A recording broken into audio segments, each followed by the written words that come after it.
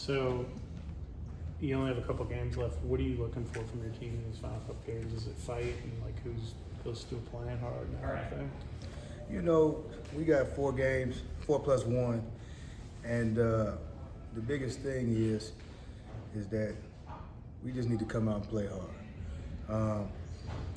You know, I'll say this. You know, from day one, you know, since I got here, you know, I talked about breathing fight, breathing effort, each and every play, whether a shot goes in or doesn't go in. And big picture for me, the only thing I ever am disappointed in any player is if they're not giving effort, not giving energy, and the competitive spirit that you need to have just to be an athlete. And so when that wavers, that's the only disappointment I ever had. When you get a team, what people don't understand is you inherit a group of new kids. So I got 3 kids myself, but then I inherited 13 kids, so now I got 16 kids. And so 16 kids, that's a lot of kids, and everybody has a different personality. And your job as coaches to try to find in each kid, because each one has a different personality, each one has a different way of being motivated. You have to find how to motivate each kid, and along the way, you have ups and downs with those kids. But I've never wavered on one kid because those are my kids. So I love being around them. And I've went to war with these dudes each and every game. And we've won some big ones, but we've also lost some, obviously, that we want back. This next 4 games, again, is all about, you know, fight, you know, competing, and, you know, finishing out the right way. You know, that's all that matters to me, you know. So each guy in their own way, I know is going to give all that effort. When you have your film sessions, what are you trying to do in those film sessions with the players? Just get everybody to understand, still, as crazy as it sounds, how close we are. You know, I think we still got a couple more breakthrough performances in us. And we just got to have a little more carryover. That's the biggest thing. Carryover is the key. Mindset is the key. This time of year, you got to be stronger mentally than physically, because mentally it carry you through. On paper, it doesn't look like we're playing for anything, but we're playing for everything. You know, because you got to have pride, and you got to. It's up to me to instill the pride into each and every player. Miami, pretty desperate team right now that's kind of hit the skids after some injuries, and then they get their guys back. How do you prepare for that, not knowing maybe if they're going to have Cleveland or whoever back, and then also how do you prepare looking at like just a team that's desperate that, you know, you guys are desperate, but they're probably a little more desperate with lost 5 in a row. I don't think they're more desperate than us. I think you just got 2 desperate teams playing Saturday afternoon. You know, and again, I said this a couple of weeks ago, I think after we lost to Wake, it's not about any other team.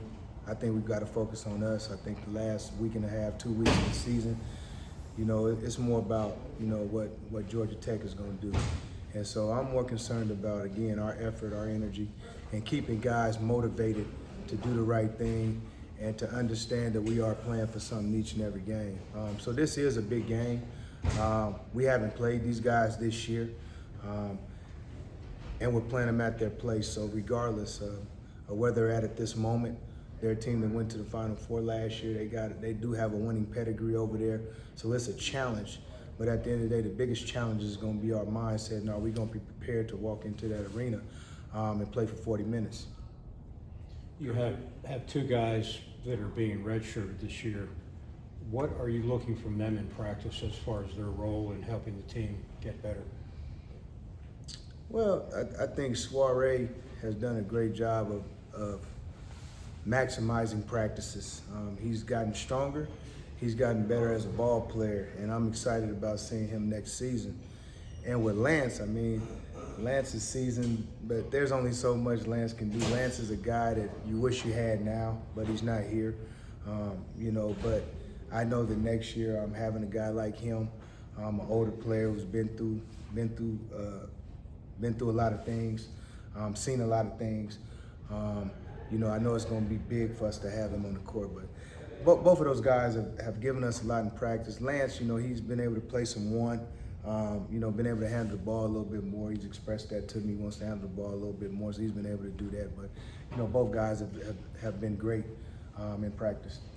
Coach, if you think back to your early days with Arizona and you were a young man, and awfully good teams you played on, but were there times when you got your butts kicked, and did you just look inward, or did you look to some of the upperclassmen, or what do you remember going through?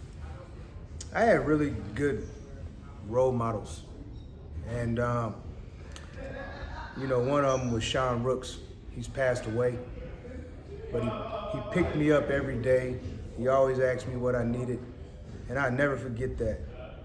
And then I realized that he was a Virgo like me, and so I don't know if we had a connection or not, but you know, that's what I looked to, because it was tough times. Even though we were winning, there were tough times at Zona my freshman year when I was a young player, so to speak. And I think that right now with our current team here at Tech, you know, we've hit some rough patches, and for me, the way I look at it is, what they don't know, I got to give to them. You know, again, this is my group of guys. You know, this is who I got, and this is who I brought in. So we got to do it together, and that's why these last 4 games are so important. You know, and just going in, playing hard, competing. It's not always about making and missing shots.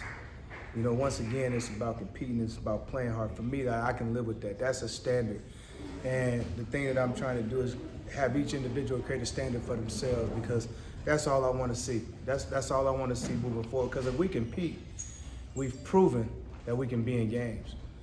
We've proven that. So, Even though he's not playing, can Lance be a leader for the team this year, or has he been? Lance is quiet. Lance is quiet by nature. Right. But I always say this: with so many new guys, it's hard to lead when you're not on the floor. You know what I mean? Yeah. And so, although his words mean a lot and his experience means a lot, if we had him on the floor, I think you could see that a little bit more, although we see it in practice. But, you know, again, Lance being Lance, you know, I would say the one thing that we miss is leading by example. Sometimes you can be a leader just by leading by example, and Lance does a great job of that, even though he's not playing.